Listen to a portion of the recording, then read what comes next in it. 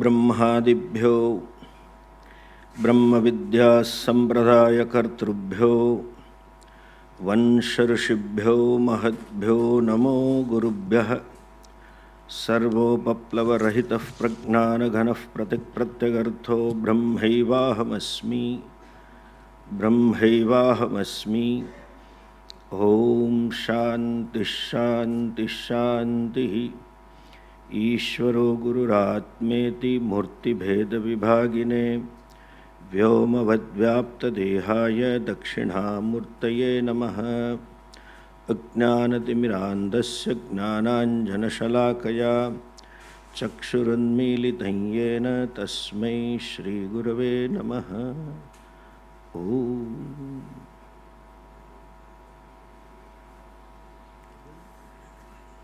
Blessed Parandeji and distinguished speakers and panelists, equally distinguished audience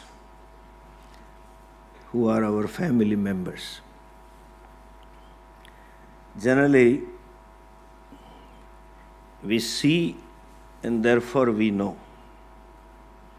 See means you interact with the world through your senses and you know the world. But when it comes to human being, you know, therefore you see. Our attitudes are born out of your knowledge. It is like a doctor. A general physician, our GP, may not recognize your illness. When he can't solve the problem, he refers you to Mota Saab, senior one. And you go there, he takes some test and immediately recognizes this is a problem. So he knows, therefore he sees. Our attitudes are always born based on our knowledge. And these attitudes constitute how we respond, how we work. As a human being, we need to know two things. We are born intelligent, gifted with intelligence, which no one else has. So we are expected to live intelligently first. And living intelligently means understanding the reality about myself and about the world with which I have to relate to. You have no choice in relating to the world. How you relate depends upon your understanding about yourself and about the world. When we say Vasudhaiva Kutumbakam, it is not just a statement. It is not just an attitude. It is pure understanding. In our vision, whole world is one family. And that vision permeates into Indian culture, Indian civilization through and through. The world is full of diversity, varieties of forces. Whether you look at a microcosm or macrocosm, multiple forces are working in an order. The order is like a symphony.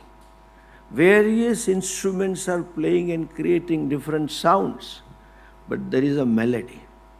Similarly, the universe itself is working to create a melody in terms of ecological balance. This is intelligently put together and therefore it is given to us. That is our vision. The body is given to us. The processes, the universal processes, forces, air and space and everything is given to us. Not only that is given, the possibility, capacity to exploit the possibilities is also given to us. The artificial intelligence is there because there is original intelligence, which programs it. That is also given to us. Since everything is given to us, our vision is the giver is also important. We don't look upon giver, somebody sitting somewhere. Giver is manifesting as given. The giver is the whole creation. There is two ways of looking at the world.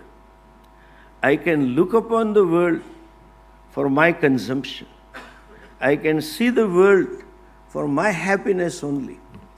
But since I have an intelligence, humanity is expected to conduct in such a way that in fulfilling my needs, in fulfilling my requirements, I don't trample upon, I don't take upon the rights of the others.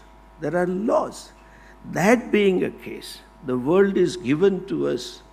For us, the whole world is not a something to be consumed, as we call it bhogya. It is to be looked at as pujya, something sacred. That permeates in our culture. If you meet anybody in Bharat, they will say namaste. It's a beautiful custom. These two hands are different. They are no match for each other. So also universe is full of diversity. There is nothing similar. In spite of that, both the hands are working for one person. Both the hands are working for the one individual. And when I say namaste, it is an expression of the appreciation, my salutation unto you, that divinity, that which is within you, it is my namaste. You are manifestation of that divinity. And vice versa, you also say namaste Swamiji. That is also your respect, your appreciation that it is one divinity manifesting. Vision, a world can be one family when we appreciate the fact none of us are author of anything. Everything is given. Though we claim, try to own it up, but it is not authored by us. We learned a story in Sanskrit while studying the language. There was a case in the board. Somebody claimed, this is me and I am the author of myself. The God took the case on the board. The case came on the board and God gave the notice for 30 days the claimant should come and appear. On that day, God asked, how many claimants? They said, a number of claimants have claimed this body belongs to them. First of all, the mother came. She claimed that it is me who made this body. Then the father came. It is me, I am the seed and I nourished, I earned the money, I made the body. Not only father and mother, wife came. It is 50% is mine. I am better off. He may be better or bad half, I don't know. The children claim, this is the person who brought us into this world. Uncles and aunties and sun and the moon and the neighbor and everybody claim. Even the bacteria sitting inside claim that we have been living for generations. So it is our body. You know what the judgment was? God said, this body though belongs to this fellow, he is not the owner, he is the sole trustee of the body.